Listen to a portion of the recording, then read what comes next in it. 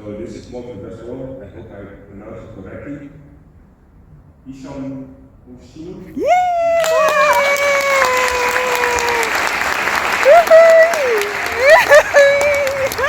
I told you!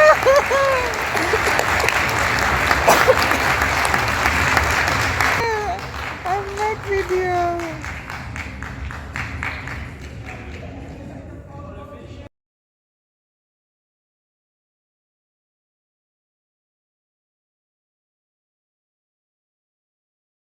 Hamel, Bayu Priyambodo, Simon Kumardas, Clive Jones, and Leo Nandavis.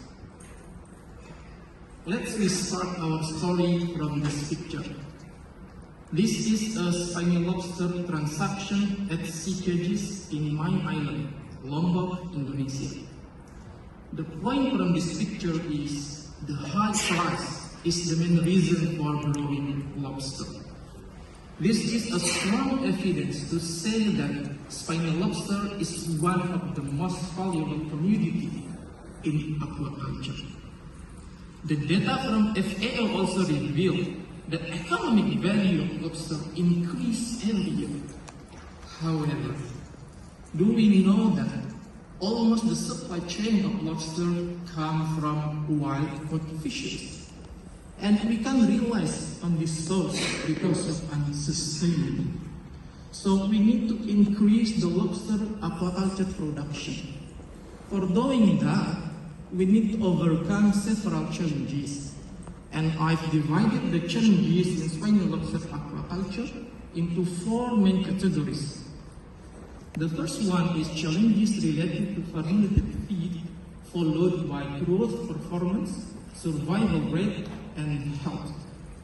We only focus on the low growth performance and survival rate because of suboptimal feeding behavior and incomplete molting respectively. In our previous work, we found that the feeding behavior is influenced by the texture of feed, and we have published these results on the Fishes Journal last year. However, we believe there are other factors that we didn't know at that time.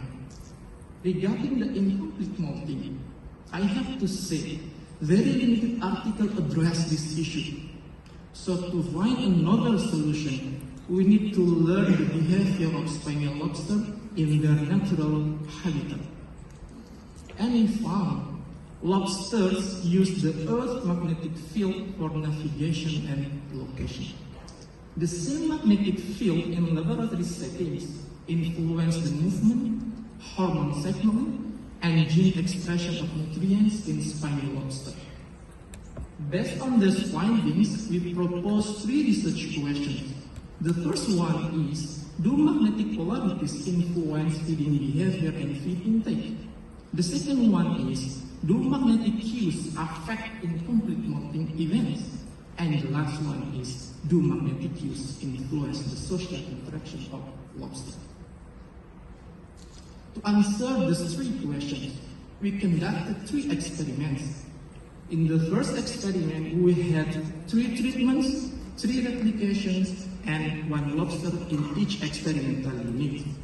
Treatment 1 was the control without magnet, while treatment 2 and 3 were the south pole and the north pole of magnet facing the lobster.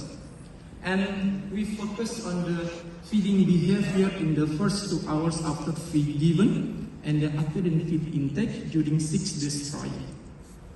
In the second experiment, we had 2 treatments, 5 replications, and still we allocated 1 lobster in each experimental unit. Treatment 1 was control, while treatment 2 was the south pole facing the lobster. This is based on the evaluation of experiment 1. And we focus on the molting behavior data and the incomplete molting events during 30 days trial. In the last experiment, we had the same treatment as experiment 2, but we allocated 2 lobsters in each experimental unit because we want to collect the social interaction data. All the feeding and molting behavior was analyzed using the EcoVision XT software. This is an illustration of our experimental arena settings. So inside the tank, above the feeding zone, we put the magnet. This magnet produces the magnetic field that covers the feeding zone. And we install the camera above the tank to record the behavior of lobster. After the third experiment, we collected the hemoglobin and analyzed the glucose, cholesterol, chitinase activity, and glucosamine. All these parameters relate to the molting physiology. And also we analyzed the magnetite. Magnetite is a mineral that is responsible for recognizing the magnetic field. We analyzed from three parts. The first one is from the mid of basal antenna. The second one is from the shelf. And the last one is from the mid of the abdomen. Alright everyone, after this slide, we will look the result from each of experiment. First, from the experiment 1, during the feeding time, the lobsters in the control and thoughtful treatments were detected mostly in the feeding zone. On the other hand, lobsters in the not-foul treatments were detected mostly outside the feeding zone. In addition, the quantitative data also revealed the thoughtful treatment produced the highest cumulative spend time, which is significantly different compared with other treatments. Maybe you will ask me in the end, what were they doing in the feeding zone? They were eating. From where I know? From the data of the appearing feed intake. Look, the thoughtful treatment exhibited the highest feeding-related waste. Other interesting results also come from the molting behavior. The molting pathways and the molting duration of lobster in the thoughtful treatment were shorter and faster compared with the control treatment. Why is it like that? That is because all the lobsters in the control treatments experienced the incomplete molting, increasing the mortality to 80%. While in the thoughtful treatment, there was no incomplete molting, and all lobsters survived. This is a remnant of previous molt. The old carapace is visible around the legs, and it is distinguishable because of its darker color. From the social interaction, we found 2 times fighting activities in the control treatments, while in the thoughtful treatment, there was no fighting activity. Other consistent behavior that we found are the feeding activity and molting time. 2 days before molting time, lobsters not only stop eating, but also move away from the feed. And all the molting events occur between 7 to 9 p.m. or 12 to 2 a.m. From the hemoglobin profile, we found glucose level in the thoughtful treatment was higher and significantly different with the control treatment. And magnetite is detected in each part of lobster body. Let's reinterpret all these findings.